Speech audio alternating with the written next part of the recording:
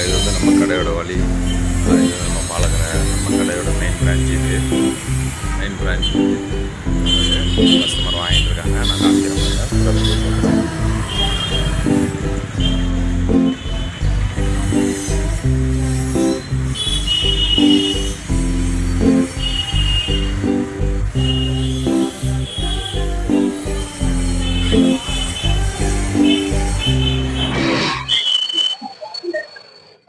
இது வந்து பசு நெய்ங்க. இது வந்து நம்ம தீர உடனே தீந்துரும். அன்னைக்கு காய்ச்சி அன்னைக்கு சேல்ஸ் பண்ணிடுவோம்.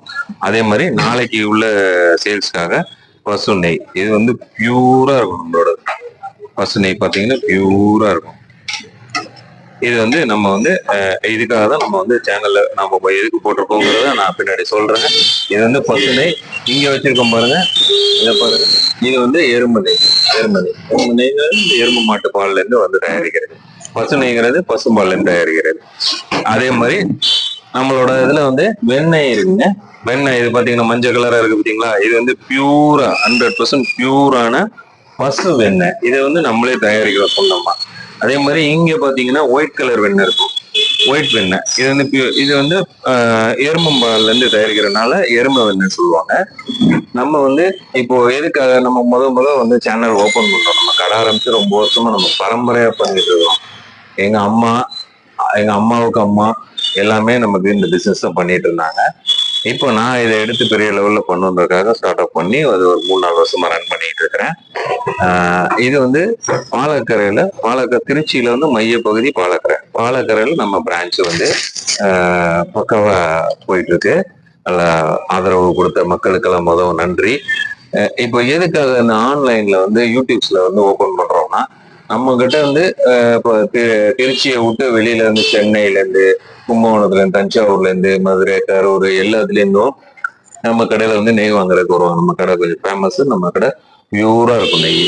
அதனால நம்ம ஒருத்தவங்க வாங்குறாங்க, நல்லா இருந்துச்சுன்னா அவங்க மறுபடியும் சொல்லுவாங்க, இந்த திருச்சி போனீங்கன்னா அந்த இடத்துல போங்க அப்படின்னு சொல்லுவாங்க. இந்த மாதிரி வரும்போது அவங்க ஏன் அங்க கிடைக்கிற மாதிரி பண்ண முடியாதா, நம்ம வீட்டுக்கே வர மாதிரி பண்ண முடியாதா, ஏதாவது பண்ணுங்கன்னு சொல்லி ரொம்ப வருஷமா கேட்டுட்டு இருக்காங்க.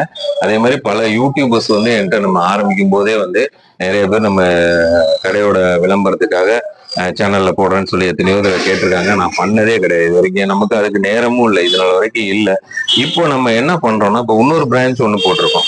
அது ஒரு 7-8 மாசம் தான் ஆகுது. அது வந்து எங்க இருக்குன்னா, திருச்சியில வந்து வயலூர் ரோடு இருக்கு. வயலூர் ரோடு பிஷப் கீப்பர் காலேஜுக்கு முன்னாடி மெயின்ல ஒரு கடை இருக்கு. நம்மளோட 2வது பிரான்ச் இது வந்து வயலூர் ரோடு. அது வந்து ஜிஹெச் ரோடு.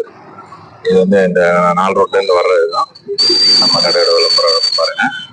இப்போ இது வந்து நம்ம கடையோட 2வது பிரான்ச்.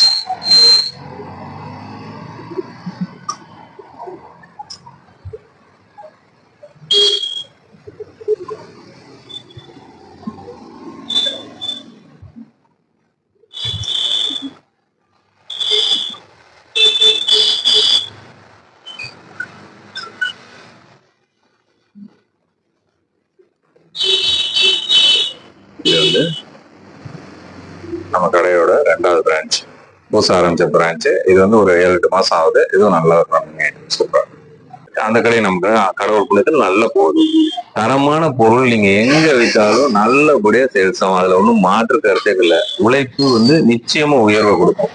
நல்ல பியூரிட்டியா கொடுங்க. மக்களுக்கு வந்து மக்கள்கிட்ட ஒரு பிம்பம் என்ன இருக்குன்னா, அந்த நெய் வியாபாரம், வெண்ணெய் வியாபாரத்தை பொறுத்த வரைக்கும் என்ன ஒரு பிம்பம் இருக்குன்னா, சில பேர் வந்து 1000 ரூபா 1200 ரூபா நெய், பியூர் நெய் அப்படின்னு சொல்றாங்க.